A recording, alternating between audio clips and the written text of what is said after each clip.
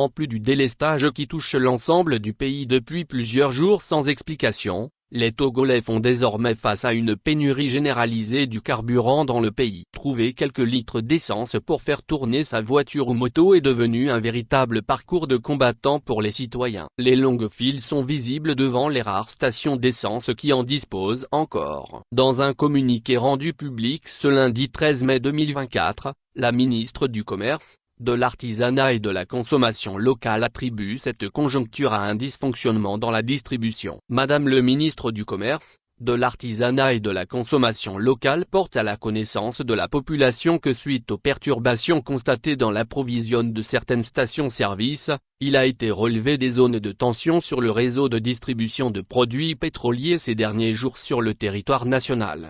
Elle tient à informer la population que des dispositions diligentes sont prises pour un retour rapide à la normale, peut lire dans le communiqué qui met en garde les éventuels auteurs de spéculation.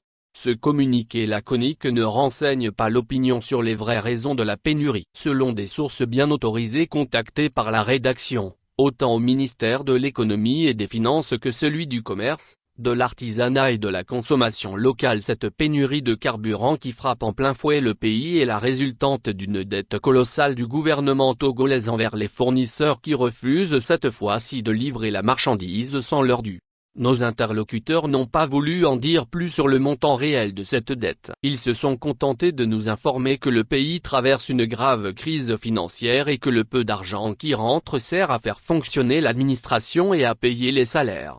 Depuis une semaine, les fournisseurs refusent de livrer notre pays et le peu de diesel disponible sert à faire tourner compteur global pour pallier un peu au délestage qui perdure. Le Nigeria et le Ghana ayant drastiquement réduit également leur quota de fourniture de courant au Togo, là aussi pour des raisons de dette impayée. Les jours à venir risquent d'être encore plus difficiles, compte tenu de l'incertitude politique. Le dernier appel de fonds du Togo sur le marché financier international n'a rapporté que 30 milliards de CFA alors que l'État était à la recherche de 80 milliards. Les recettes de l'autre et du port ne suffisent plus, tant une partie tombe dans l'escarcelle de la corruption. Pour pallier à la crise de carburant, les autorités sollicitent des intermédiaires pour trouver des solutions provisoires, le temps de se mettre en règle avec les fournisseurs.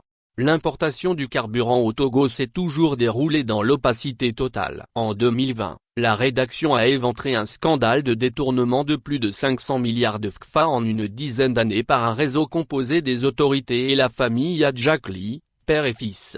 Un audit piloté par l'Inspection générale des finances a confirmé les faits, mais le rapport a été mis au placard et les journalistes poursuivis et condamnés par les tribunaux aux ordres du régime. La pénurie actuelle vient relancer le débat sur l'opacité qui entoure l'importation de ce produit. Les Togolais craignent une augmentation du prix à la pompe dans les prochains jours, même si le communiqué laconique du ministre en charge du commerce le nie.